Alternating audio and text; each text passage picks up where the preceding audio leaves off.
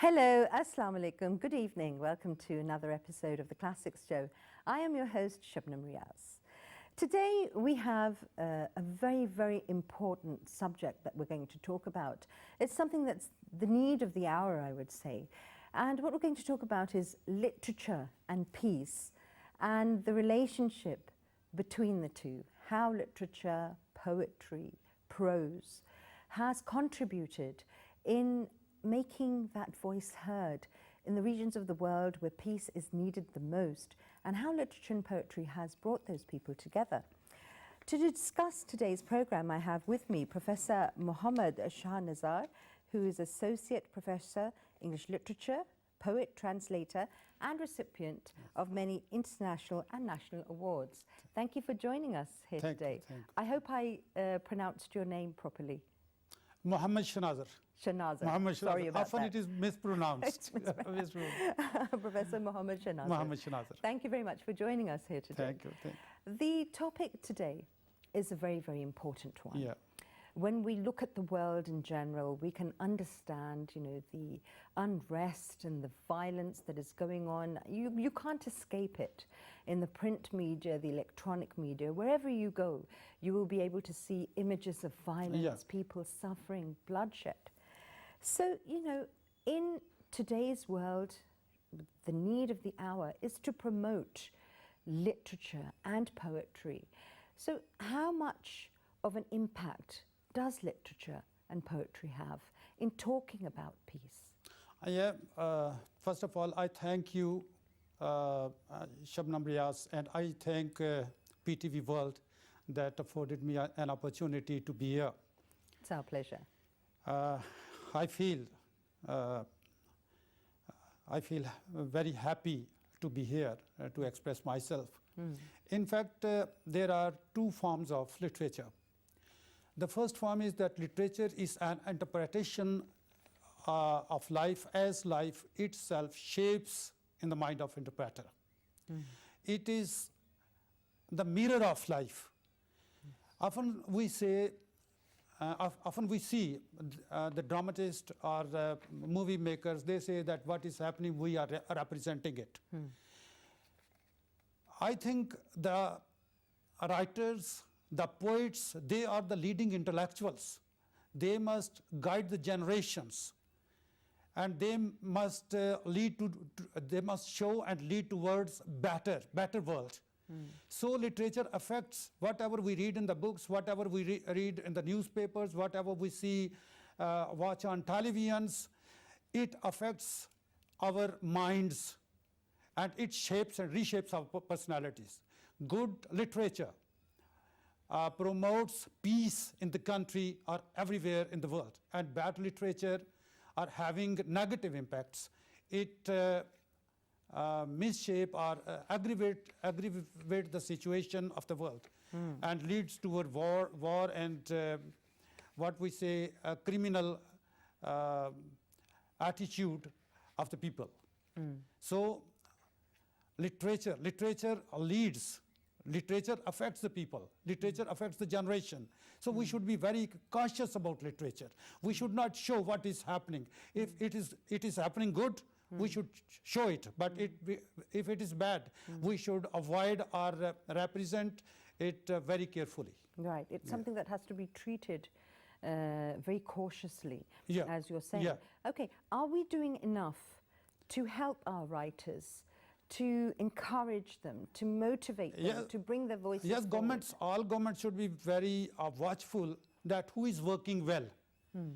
We don't know a person like me. I was neglected mercilessly. But when my work came on the public media, and different governments attracted me, contacted me, and delivered me, conferred upon me different awards. After that, I was encouraged, and I think that it was that encouragement that made me well known in the world. So we don't know the person who is just writing a poem, very simple poem, how great poet he might be. That's or very she true. might be. That's So very true. encourage must be there from that must be from the environment, that must be from family, that must be from friends or all environment. Encouraging attitudes in encouraging attitude of the environment Makes a helps huge helps difference. or excels the poet or writer. Right, okay. Writer. So then in that context, schools, colleges, universities, they play a huge part. Yeah, huge part. It is duty of the teachers. It is the duty of the educational institutions that they must nourish these talents. They must, we can say, chisel the talents of the students. They must be watchful, and they must know the students. They must know this. They must seek the students who have the trends, who have trends towards literature or poetry or might be a short story writer. So they must encourage them, giving petty awards or encouragements. So they have to be identified, Yeah. and then their talent, Yes, as you yeah, said, yes. should be nurtured. This is I think it is the concept of Allama Iqbal that is called self-recognition khudi. Absolutely. Talent must be recognized, and after that each step and every measure should be taken up to bring it up. Okay. And if a student is perished and he doesn't come to that standard, we are not performing our duties then, as a teacher, as a institution.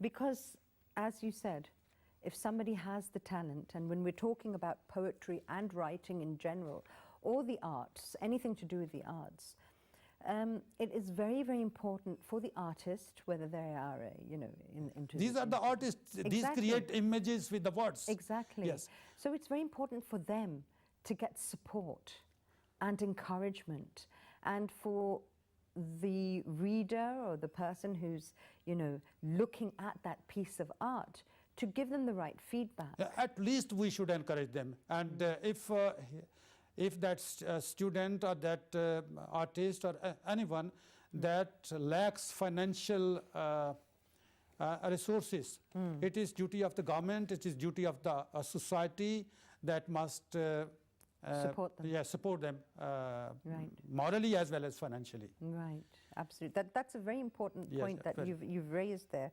Okay, now we're talking about peace. We're talking about the power of literature. What about poetry addressing the unrest within ourselves? Yeah. Poetry generally, I have defined it. Poetry, I have defined it.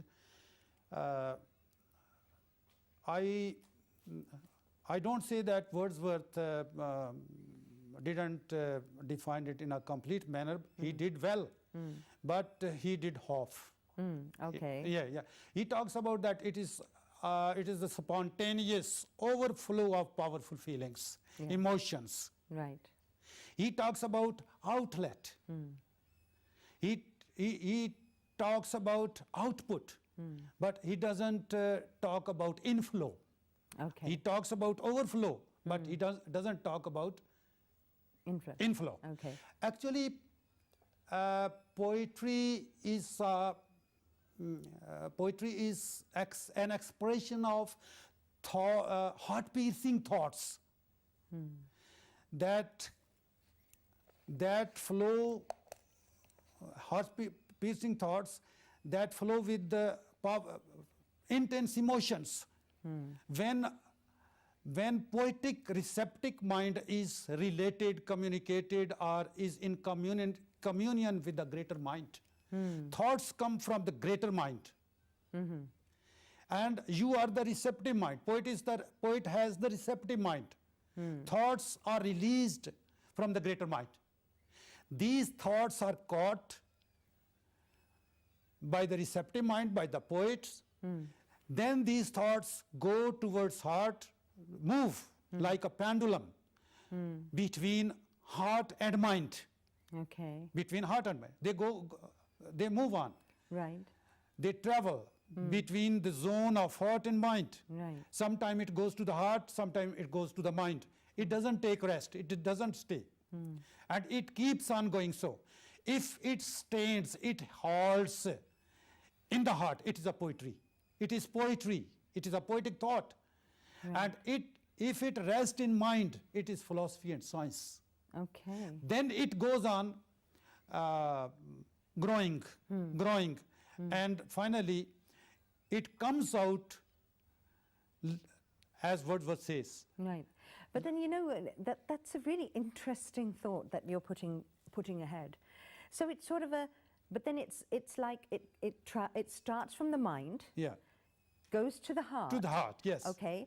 And then while it's being nurtured inside the heart and everything is being processed and felt and received, as you said, then it has to go back up into the mind to be able to be produced. Yeah. Is it not?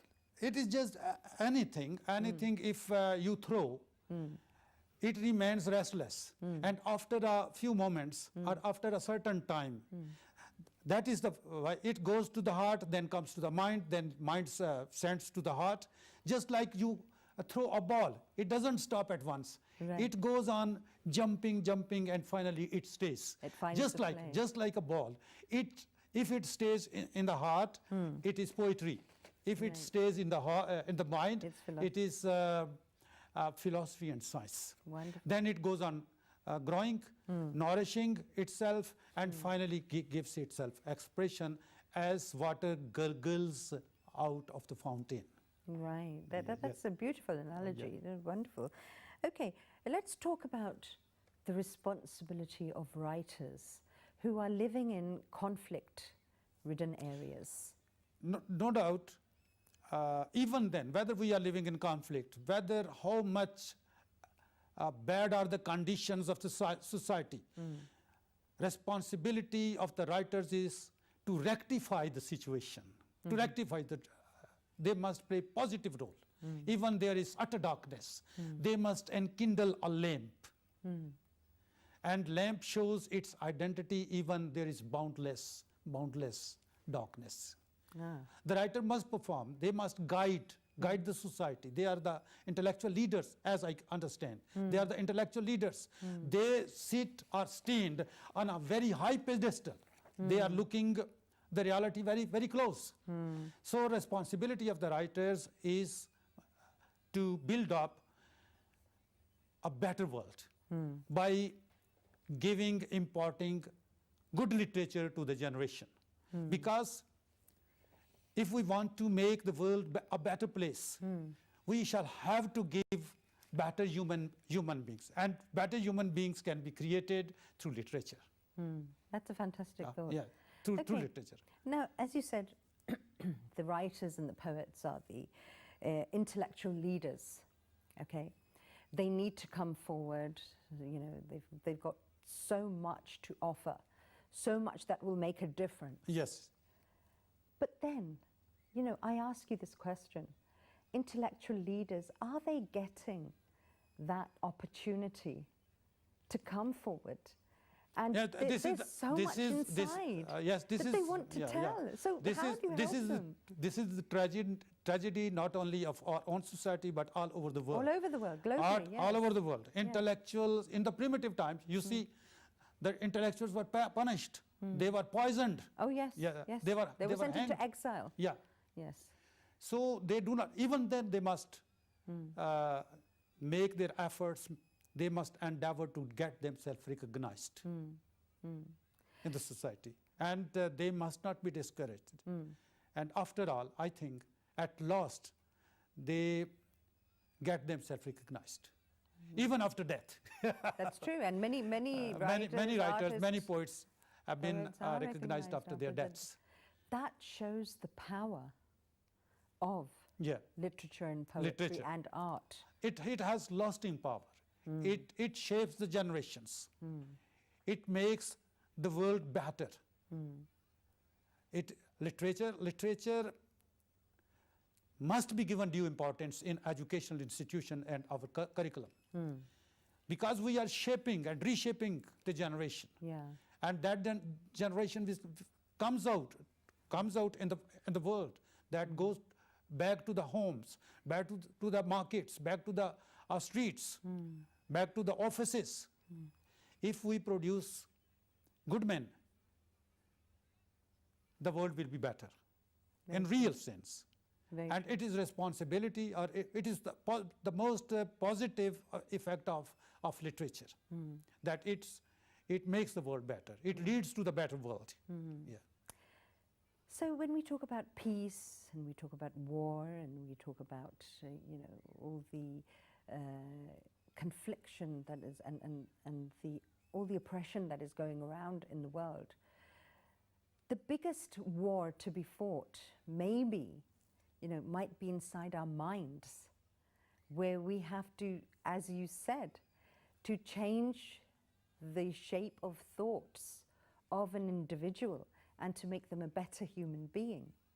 So how do you enforce to others as well? How do you take that message across, that the importance of reading, of literature, of books? How do you do that? First of all, I define peace and then war. Peace is a state of harmony, whether at local level, national level, or international level. A peace, harmonious, where there is no conflict, where there is no violence. Okay? War is turmoil in the world. And it is not need of the whole world. It is not need of the whole world. It is deliberately, conflicts are created deliberately all over the world, because there are some powers, very influential powers, that are making weapons, nuclear or chemical or other conventional weapons. They need market. They need market. And to sell them, they create conflicts. And the atmosphere. Yeah, they conflict. And then after creating conflict, they sell their weapons. See, the issue of Palestine and also issue of Kashmir, they can be resolved in 1 month or 1 day or within a week if those power wish. But we are market. There is conflict and they are selling the weapons. And the other motive is that they want to gain profit against human blood. Well, there's a lot of money in war. They must be approached, they must be convinced that they should use the weapon of love instead of weapon of nuclear weapon of weapons of chemicals. They must be convinced that real happiness lies in the weapon of love, if you want to make the world happier. Weapons of mass enlightenment, as opposed to weapons of mass destruction. Yes, that is mass something. destruction. So I here shall mention that when I started poetry, I choose these themes for my poetry. In this book, The Dance of Darkness, there are almost 70 poems about peace. Some literary world organizations heeded me. I am here referring. I started the journey alone, but now there are almost 230,000 poets working along with me. I remained honorary Secretary General of World Union of Poets in 2017, and these all poets are working for peace.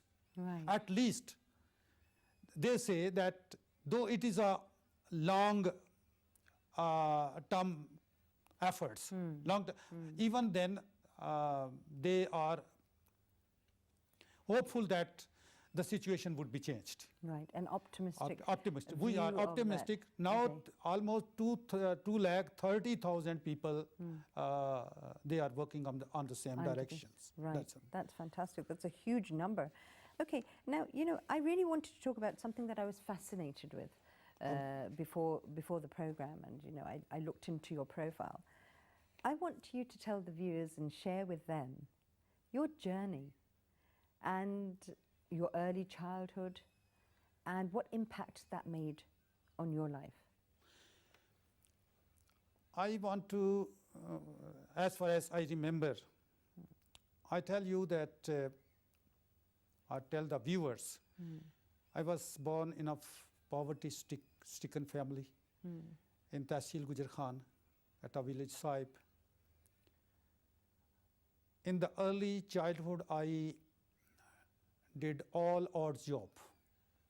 I grazed cattle. I harvested crops. I plowed farms. I went to school bare feet. And I had one dress that may be called uniform that I wore at home and also at school.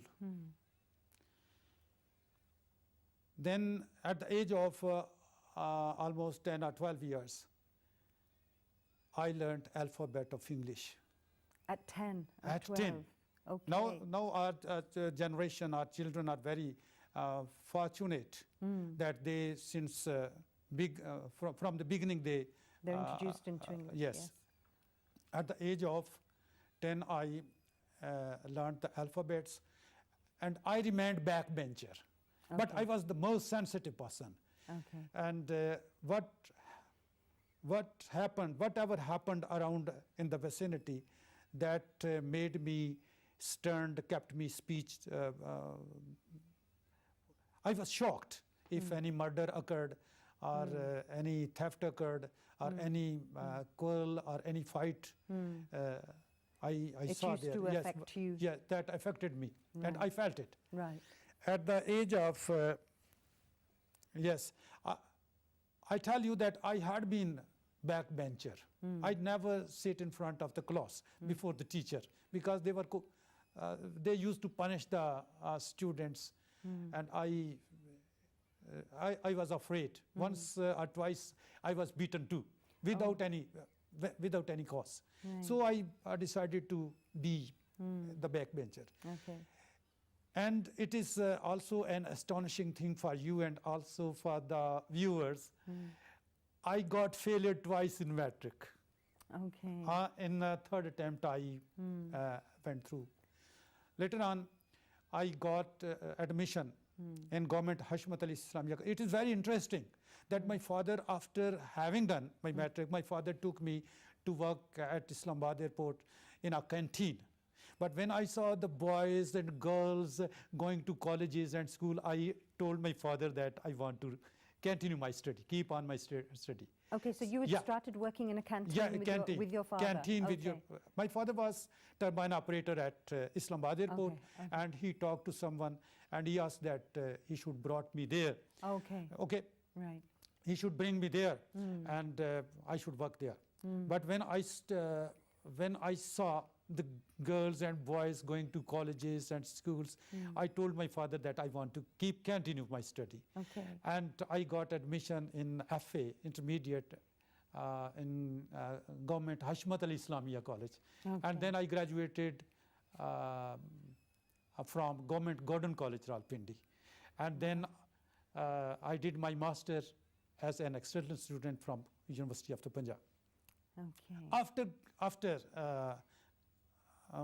After doing my master, I recruited myself as constable, police constable in police department, and I had to work there for three years. That how did this change come along from studying literature to joining police? In fact, I was afraid, or I was thinking that my age was growing, and I have become 25. And at that time, after 25, you were not allowed to get government job.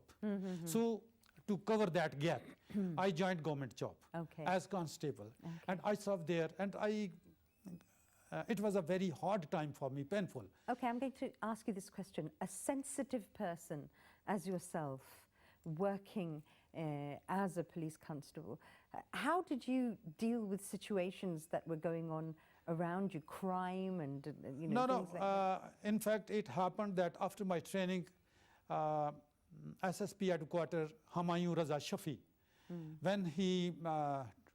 When once or twice I talked to him, he kept me with himself and employed me for official work. Okay. Official work, Right. record maintaining or. Okay. And after then I got an opportunity to be lecturer, and my first appointment was made at Government Institute of Commerce, Kota. Okay. And there I taught 25 years. Amazing. In English language and literature. Amazing. And after that, in 2009, yes, I was given administrative duties of administrative nature. I worked as Deputy District Manager, TEFTA, and I was posted at Abad Complex, Rawalpindi. And now I'm working as Deputy Director Colleges, Commerce Colleges, and I'm posted at Directorate of Colleges, Rawalpindi, and also working as principal in the same institution where I was first appointed there. Just recently, Okay. I have been posted as principal. So what are your thoughts, when you share your stories with your students? Yeah. What reactions do you get from them? What do they have to say? I often share them so that they get encouragement. Yes, exactly, because that's quite a journey. Yes, that a person from such abysmal or lowest grounds or beginnings, he reached so much at so much heights, or he got the eminence. He overcome so many challenges. So Yes. what was it that kept your motivation going? I don't remember which was the time or in my life that I got some idea in my mind. It happened naturally. Okay. It happened naturally when I joined as lecturer. I recalled my mother. Okay. I recalled my mother, and I wrote my first poem, The Black Dog. Okay. She had died long ago. When she died in an accident in 1996. And I started writing English poetry in 1987. Okay. And I just recalled a situation and wrote a poem about my mother. Okay. And what was that poem? About black dog. In my early days of infancy, when I was 2 or 3 years, my memory is very, we can say, sound. At 2 and 3 years, 3 years. is And hard to remember. My uncle often scared me or make me afraid of black dog when I was mischievous and naughty. Okay, And he used to said the dog is coming. Use that to sort of I used to control you. I used to take shelter in the lap of my mother. Oh, And she sang a lullaby. lullaby.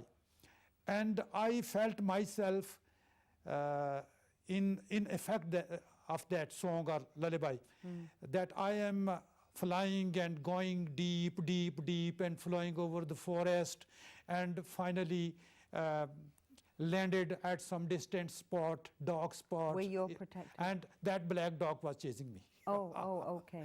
That black dog was chasing me. All right. Then I felt that I can write. Then I began to write on recollections. And those recollections were published in my first book, that is The Cold Stars. The Cold Stars. Okay. And later on,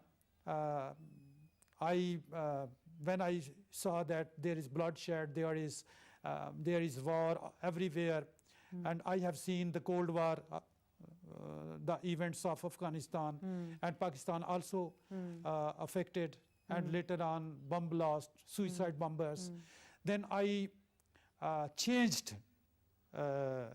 my topic and concentrated only on war issues. War and peace. Issues. Okay, right.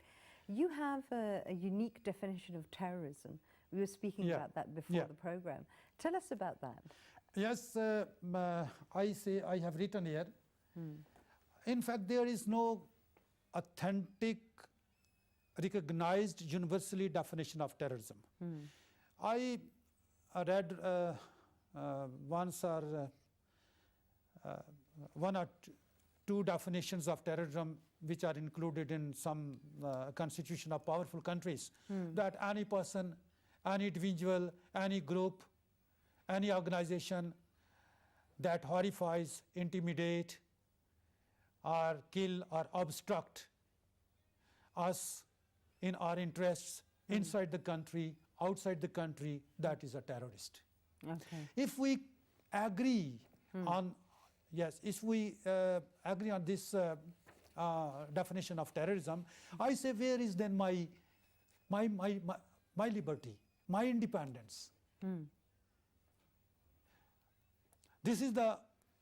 So now everyone is defining terrorism according to his their own perception. Yes, conception according to their own interests. Right. So okay. I defined terrorism. Just I'm going to read it. An act of intimidating or killing of human beings, or causeless extermination of biological life. Causeless extermination of biological life with Epicurean, political or monetary motives, excluding proclaimed organized movements for independence and attainment of human rights. We shall have to differentiate terrorism between terrorism and movements Freedom of struggles, independence. of course, Because yes. we have gone through a movement. If we shall not differentiate, then we shall be regarded terrorists. Absolutely. Because we shall have to make difference between terrorism and movements of independence. The biological terrorism. that you're Biological, talking about. Yes. I'm going to explain. For Epicurean purpose, for example, if anyone goes to catch a fish, he must catch, he must eat it, but he must not spoil the whole river, 10,000 or 40,000 fishes, through with the use of chemical substance. Right. This is terrorism. Right. So with the birds, with the other animals, you can use, you can eat, you can slaughter them. You can use them as a diet, but you cannot needlessly kill them all.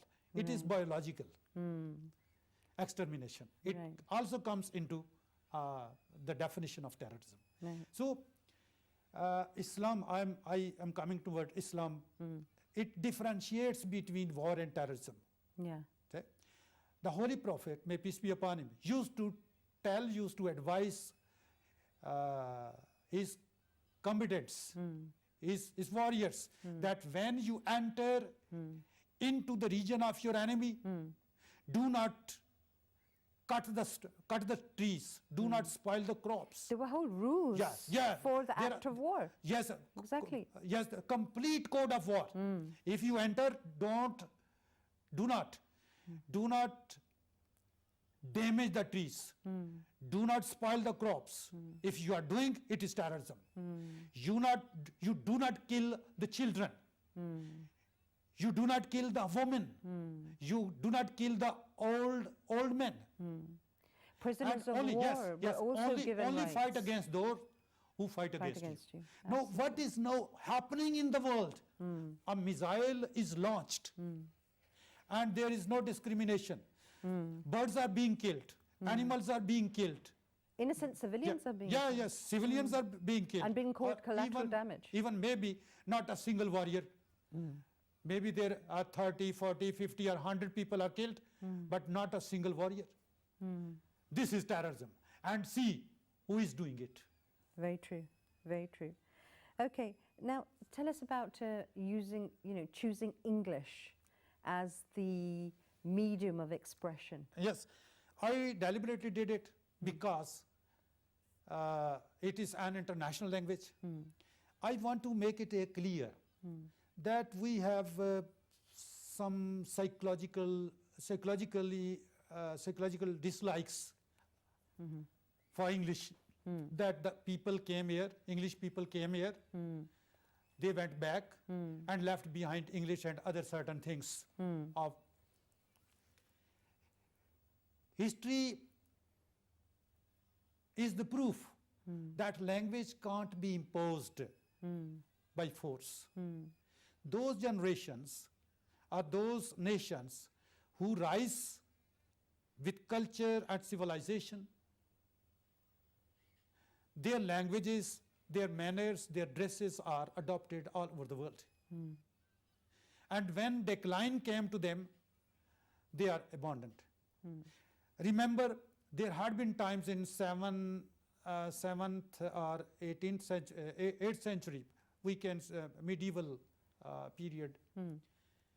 The people from Germany, from France, or all these English people used to come towards the universities managed by the Muslims for their learning.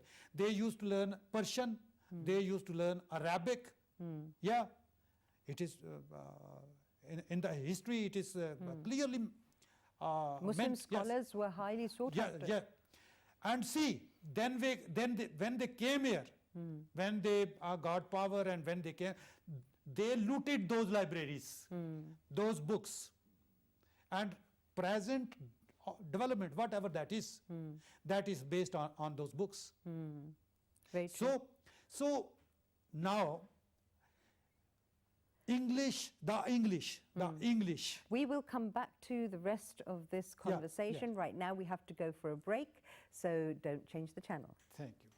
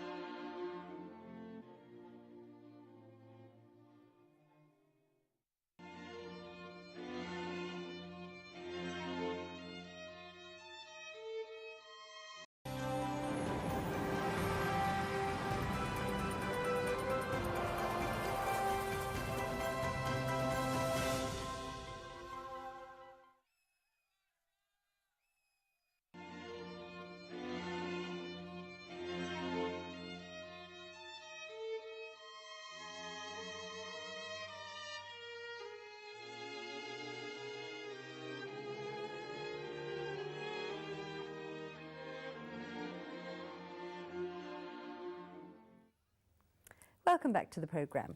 Okay, so before we went to the break, we were talking about using the English language and how important it is to express oneself in that language. As you said, it's an international language.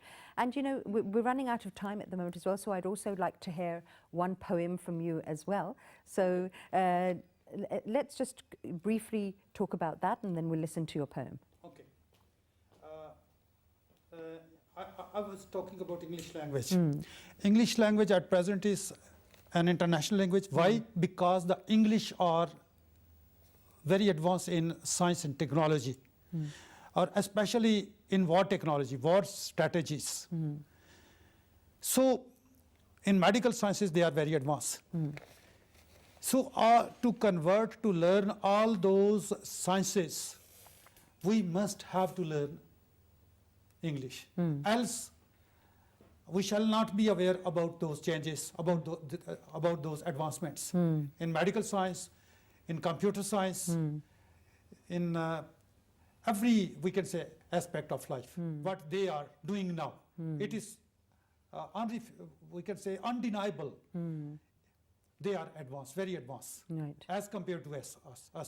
So to learn, we shall have to learn English to empower ourselves. Yes, to get that knowledge, to get those things which they have invented in science and technology. So it has become indispensable. If we shall not, if we do not learn English language, it will be I say collective suicide. Okay, so some people, again, brief answer. Some people, say that why learn English? Many people come across. They are very, very true. Yeah. They are very true. We can get rid of English in case we develop ourselves so much that again they follow us. What Yeah. a thought. They will learn Urdu. What a thought. They will. Some people. And that again is a sort of an Iqbal type Yeah. thought, isn't it? Yeah. You know? Yeah. Yeah. Some people say that Chinese are not learning English. They are, as a Well, nation. look where they Yeah, are yeah, right they- now. And there are some other Emerging countries. superpower. I tell. They have made some institutions. Suppose I am member of International Poetry Translation Research Center. What is its work? Its responsibility? It translates, get translated good poetry into English and then into other languages. So they have also constituted other institutions. What is their role? They translate into Chinese the latest advancement, and after translating into Chinese, they spread it into their schools and colleges and universities. So all nation doesn't learn English. Only it is translated into Chinese. Right. English is translated into Chinese, and they learn the ideas. They're techniques. benefiting from that knowledge. Okay, right. Please read one of your poems, because Okay, we're reaching the end of the program, so we'd Okay, love okay. to hear I have you. my book with me. Definitely, we and, would love to hear. I hope that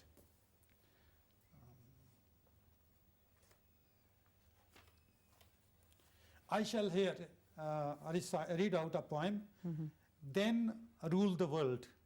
Okay. Then rule the world. O white men, armored from top to toe, you are uniformed like perturbed ghosts, with helmets, visors, and gas masks, loaded with launchers, guns, and grenades, and other items of explosives. You are bent upon to eliminate us all. You believe you are purging the scheme. So you came from the other pole of the world. Why do you desire our skin be like yours? Why do you wish our features should resemble yours? You are bent upon to raise beards and mustaches from our faces, ornaments of the countenance. You wish to see us all in dressless form, breaking all limits that discriminate among men, mammals, reptiles, and fierce animals. You think our thoughts should harmonize yours. You have brought civilization to the tracks of conflicts and on the verge of Holocaust.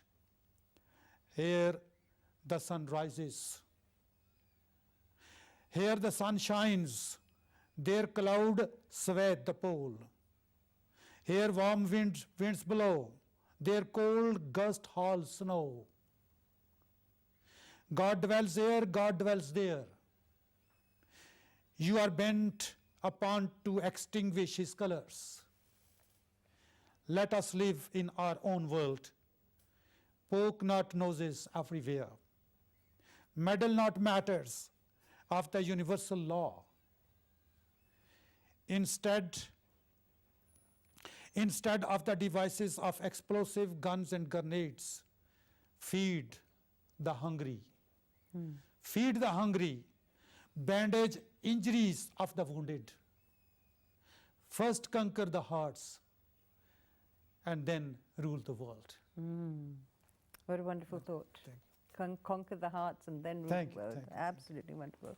Okay, before we end the program, a short message for everyone who's watching your program, especially, since I think that Yes. your beginning of life and where you are now, and what is that message you can give to people who are struggling? Yes, I'm giving one line of my own poem, and that is the message for the whole world. Okay. A single drop of human blood possesses more worth than all treasures that the earth contains. Wonderful. Beautiful. This is my message. Absolutely wonderful.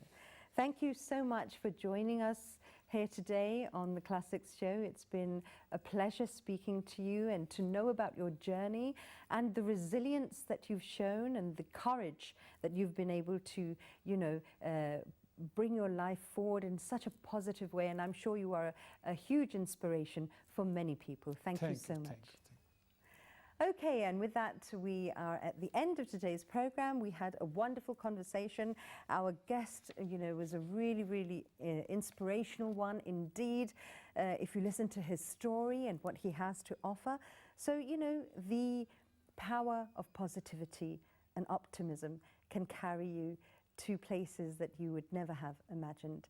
Until next week, stay happy. Bye-bye.